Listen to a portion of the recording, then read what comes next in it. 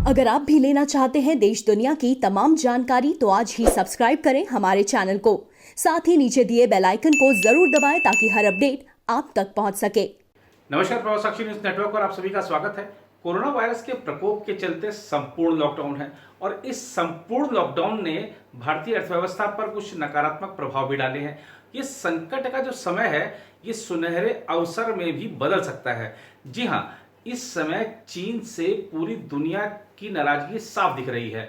खासतौर पर जो अंतर्राष्ट्रीय कंपनियां हैं चीन छोड़ने के मूड में हैं, वो नए ठिकाने तलाश रही हैं और भारत अगर इस मौके का सही तरीके से फायदा उठा ले तो भारत सरकार के मेक इन इंडिया पहल को बढ़ावा भी मिल सकता है। भारत में नया निवेश भी आ सकता है और बड़ी मात्रा में निवेश आ सकता है, क्योंकि चीन ने कोरोना वायरस के मुद्दे पर अंतर्राष्ट्रीय समुदाय से लगातार झूठ बोला तथा पूरी दुनिया को महामारी और भयंकर मंदी के दौर में धकेल दिया। यही नहीं, जब संकट के समय दुनिया को चीन से मदद की जरूरत पड़ी तो ड्रैगन नकली माल बेचने पर उतर आया। चीन कहने को तो सुरक्षा परिषद का स्थायी सदस्य है, लेकिन उसने जो अंतर्राष्ट्रीय समुदाय के साथ धोखा किया है उसके चलते आज दुनिया में चीन का कोई साथी नहीं बचा है। जो देश उसके साथ खड़े दिख भी रहे हैं वह भी दबे मन से स्वीकार करते हैं कि चीन चाहता तो समय रहते दुनिया को आगाह करके इस भयंकर बर्बादी से बचा सकता था। जापान ने तो चीन छोड़ने वाले अपनी देश की कंपनियों को कई प्रकार के प्रोत्साहन देने का ऐलान भी कर दिया है। कई नामी गिरामी कंपनियां चीन छोड़ने की तैयारी में हैं, तो यह चीन के लिए एक बड़े झटके की तरह है।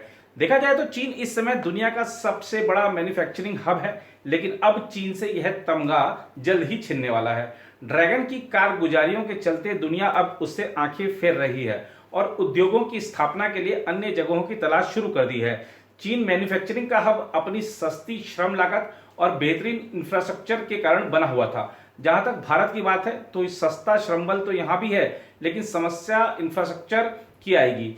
इसके अलावा राज्यों की निर्णय लेने की गति, कानून व्यवस्था और खासतौर पर भूमि अधिग्रहण जैसे मुद्दों के शीघ्र हल पर सभी राज्यों को और काम करना होगा। प्रधानमंत्री नरेंद्र मोदी ने जब 27 अप्रैल को राज्यों के मुख्यमंत्रियों के साथ संवाद किया तो उन्होंने स्पष्ट संदेश दिया कि अर्थव्यवस्था को गति देने के लिए नियमों को सरल बनाएं और उद्योगों के अनुकूल माहौल बनाएं। इस संदर्भ में मोदी ने राजस्थान के मुख्यमंत्री अशोक गहलोत की तारीफ भी की, जिन्होंने कोरोना महामारी के इस दौर में कारखानों में श्रमिकों के लिए काम के घंटे 8 से बढ़ाकर 12 कर दिए हैं। मोदी चाहते हैं कि राज्यों में निवेश के अनुकूल माहौल बने और इसके लिए वह लगातार प्रयासरत हैं। प्रधानमंत्री का मानना है कि 2014 में केंद्र में उनकी सरकार आने के बाद से राज्यों में विदेशी निवेश आकर्षित करने की जो होड़ लगी है उसको और गति देनी होगी। गौरतलब है कि नरेंद्र मोदी ने गुजरात का मुख्यमंत्री रहते हुए वाइब्रेंट गुजरात समिट शुरू किया था, जिसमें बड़े बड़े निवेशकों के जरिए गुजरात में निवेश कराया और बड़ी संख्या में स्थानीय और अन्य प्रदेशों के लोगों को रोजगार दिया था। मोदी जानते हैं कि दुनिया में सबसे ज्यादा युवा आबादी भारत के पास है। दुनिया में चाहे बात विज्ञान की हो या सूचना तकनीक की या फिर इंजीनियरिंग की या फिर अंग्रेजी बोलने वाले लोगों की, भारतीय हर क्षेत्र में आगे हैं। अब तो विदेशों से भी बड़ी संख्या में प्रशिक्षित भारतीय वापस लौट रहे हैं। इसके अलावा पिछले 6 सालों से स्किल इंडिया प्रोग्राम के जरिए जिस तरह युवाओं को हुनरमंद बनाया गया है, इन सब को देखते हुए अब समय आ गया है जब इन सब गुणों को भुनाकर भारतीय अर्थव्यवस्था को विश्व की सबसे तेज गति से तरक्की करने वाली अर्थव्यवस्था बनाया जाए। भारत हमेशा से दुनिया के लिए विश्वसनीय रहा है और संकट के समय सबके साथ खड़ा हुआ है। भारत में जिन भी विदेशी कंपनियों का निवेश है उन्हें आज तक यहां संचालन से जुड़ी कोई परेशानी नहीं हुई, बल्कि बहुराष्ट्रीय कंपनियों ने भारत में एक के बाद एक नए शहरों में अपने कार्यालय खोले हैं और अपने हिसाब से यहां कारोबार कर रही हैं। जबकि चीन में ऐसा नहीं है, वहां की सरकार की कई प्रकार की बंदिशें बहुराष्ट्रीय कंपनियों पर लागू हैं। हाल ही में केंद्रीय मंत्री नितिन गडकरी ने भी कहा है कि चीन के प्रति घृणा को बड़े पैमाने पर विदेशी निवेश आकर्षित करने के अवसर के रूप में देखा जा रहा है और सरकार इस मौके को हाथ से नहीं जाने देगी। इसीलिए विदेशी निवेश आकर्षित करने के लिए हाल ही में कुछ महत्वपूर्ण नियुक्तियां भी की गई हैं। माना जा रहा है कि ऐसी कंपनियों की संख्या 1000 के आसपास है जो चीन छोड़ने का मन बना चुकी हैं और अपने लिए नए ठिकाने की तलाश में हैं।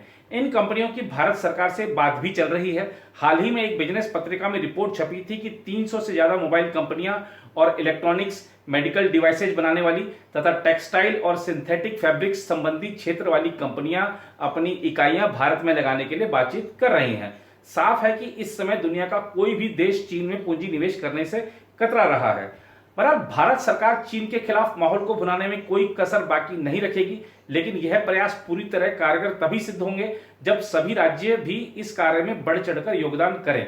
अपने यहाँ राज्यों में श्रम सुधारों पर आगे बढ़ने की बात हो, नियमों को सरल बनाने की बात हो, निवेशक अनुकूल नीतियां बनाने की बात हो, फाइलों को लटकाने के बजाय निर्णय त्वरित गति से लेने की बात हो, तैयार माल को देश विदेश में तेज गति से पहुंचाने के साधनों की बात हो, ज्यादा से ज्यादा युवाओं को उद्योगों की मांग के अनुरूप प्रशिक्षण मुहैया कराने की बात हो, इन सभी मुद्दों पर तुरंत गौर करना होगा। हमें याद रखना चाहिए कि आज जो कंपनियां चीन से बाहर निकलना चाह रही हैं, उनके पास सस्ते श्रमिकों के लिए Vietnam, Taiwan, Malaysia, Indonesia, Brazil और बांग्लादेश जैसे विकल्प भी हैं।